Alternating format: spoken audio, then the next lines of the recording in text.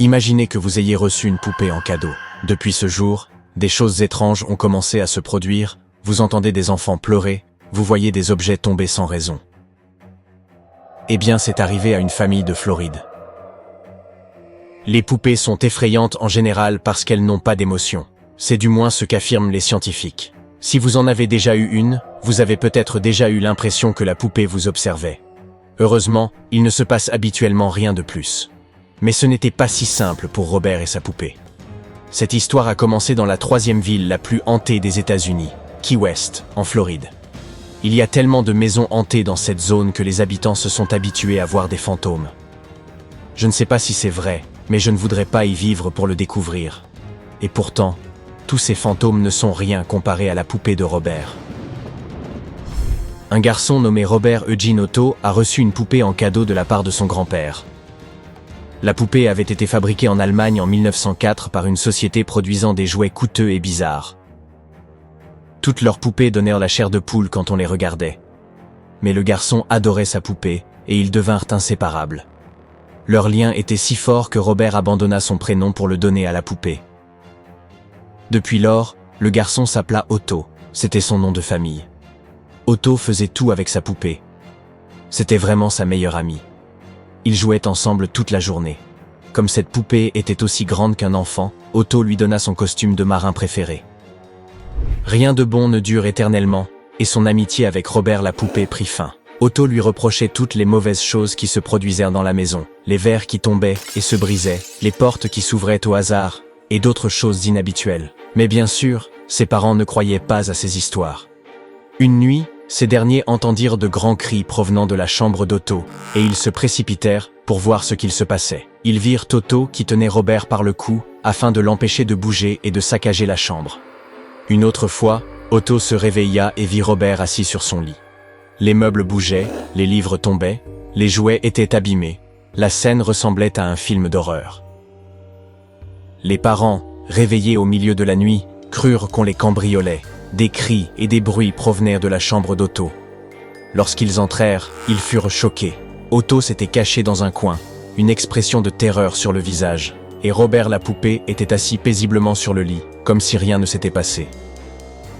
À partir de ce moment, la situation s'aggrava considérablement et les phénomènes paranormaux se multiplièrent.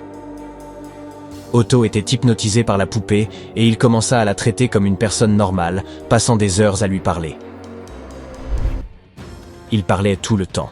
Les parents se faisaient du souci, car lorsqu'ils entendèrent des bruits provenant de la chambre du petit, ils entraient et demandaient à Otto à qui il parlait. Il leur désignait simplement Robert. Parfois, cette poupée folle se mettait en colère et lançait des objets, et lorsque les parents entrèrent dans la pièce, tout se calmait. Souvent, la poupée se mettait tellement en colère qu'elle se mettait à casser les autres jouets, à leur arracher les yeux et les membres. Elle s'en prenait également aux meubles de la chambre d'Otto. Vous vous dites peut-être que c'est l'enfant lui-même qui faisait tout ça, mais il était très jeune et il n'aurait pas pu déplacer et jeter des meubles comme ça. Il lui aurait été impossible de faire cela tout seul. Les activités paranormales se répandirent comme une traînée de poudre dans tout le voisinage. Les voisins commencèrent à vivre des choses étranges, mais seuls les enfants étaient vraiment affectés par les fantômes. La maison d'Otto devint l'attraction principale de la communauté. Et lorsque le garçon était à l'école, la poupée apparaissait à la fenêtre quand les autres enfants traversaient la rue devant la maison. Il rapportait ensuite avoir vu la poupée une seconde. La seconde d'après, elle avait disparu. Robert attendait que son ami Otto revienne de l'école. Un jour, la famille fit venir un plombier pour réparer une fuite dans la salle de bain. Il n'y avait personne à la maison, et le plombier faisait son travail lorsqu'il entendit soudain le rire d'un enfant. Le bruit venait de la chambre d'Otto. Se croyant seul, l'homme alla voir ce qu'il en était. À sa grande surprise, la chambre était vide, et Robert était assis sur le rebord de la fenêtre avec quelques jouets sur les genoux. Le plombier quitta la pièce effrayé et inquiet.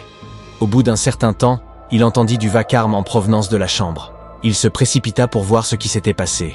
Les jouets qui étaient auparavant sur les genoux de Robert se trouvaient maintenant éparpillés au milieu de la pièce. Le plombier ne savait quoi penser de cette situation étrange.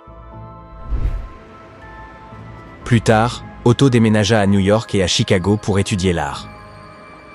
Il fit un voyage à Paris où il rencontra la jeune femme qu'il épousa par la suite. Otto ne se souvint de Robert que lorsque sa femme et lui retournèrent aux États-Unis pour y acheter une maison. Le jeune homme rendit visite à ses parents pour récupérer certaines de ses affaires, et Robert était là. Récupérer la poupée qu'il avait hantée toute son enfance n'était sans doute pas une très bonne idée. De retour chez lui, Otto installa Robert dans le grenier et décora la pièce comme une chambre d'enfant. Il lui donna des jouets pour qu'il s'amuse. Il lui rendait visite et lui parlait presque tous les jours. Sa femme, naturellement, s'inquiétait du comportement du jeune homme. Il semblait passer trop de temps avec la poupée, et elle en avait vraiment peur. Sa femme lui dit un jour qu'il devait faire quelque chose, et Otto n'eut d'autre choix que de fermer la porte du grenier à clé. Cette décision ayant mis Robert en colère, la poupée, bien qu'enfermée là-haut, commença à apparaître dans d'autres pièces de la maison. Certaines personnes ont déclaré qu'en passant devant chez Otto, elles voyaient les yeux de verre de la poupée suivre leurs mouvements. D'autres ont rapporté avoir vu la poupée derrière une fenêtre, puis se déplacer et apparaître autre part. Mais comme toujours, l'endroit préféré de Robert était la fenêtre de l'étage qui donnait sur la route. Il s'y asseyait comme il l'avait fait il y a des années, et il attendait Otto. Robert n'aimait pas recevoir des invités. Il terrorisait quiconque entrait dans la maison. Lorsque Otto et sa femme recevaient des amis, Robert déplaçait les meubles et lançait des objets dans toute la maison. Ce n'était pas amusant. Lorsqu'ils se couchaient, Robert apparaissait sur leur lit, les yeux fixés sur eux. Mais Robert était pourtant toujours enfermé dans le grenier. D'une manière ou d'une autre, il semblait pouvoir se téléporter dans la maison comme un fantôme. On pourrait penser qu'une fois Otto parti, Robert cessa d'agir ainsi. Mais les phénomènes paranormaux continuèrent de se produire. Otto décéda en 1974, et la malédiction se poursuivit. On dit que Robert apparaîtra sur votre lit si vous ne vous abonnez pas et que vous ne cliquez pas sur le petit pouce dans les 5 prochaines secondes. Non, vous pouvez vous détendre, ce n'est qu'une blague. Mais si cette vidéo vous plaît, nous serions heureux que vous vous abonniez.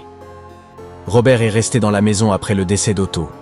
La propriété a été achetée par une femme qui a gardé la poupée pendant 20 ans et qui a eu tout le temps de se rendre compte qu'elle était hantée. Elle a donc fait ce qu'Otto aurait dû faire depuis le début. Elle a donné la poupée à un musée et a prévenu le personnel qu'il s'agissait d'un jouet étrange. Ils ont ri et ont placé la poupée sur un socle. Mais très vite, ils ont découvert qu'elle était effectivement hantée et ils ont dû l'enfermer dans une boîte en verre. Robert est toujours là, et les personnes qui sont allées le voir ont rapporté d'étranges phénomènes. Si vous prenez une photo de la poupée sans lui en demander l'autorisation, il risque de se passer quelque chose de terrible. Les gens ne prennent pas cela au sérieux, mais plus tard, si leur vie va mal, ils en imputent la responsabilité à Robert. Les employés du musée ont reçu une douzaine de lettres d'excuses demandant pardon à Robert. Si vous voulez savoir si tout cela est bien réel, rendez-vous au musée East Martello, en Floride.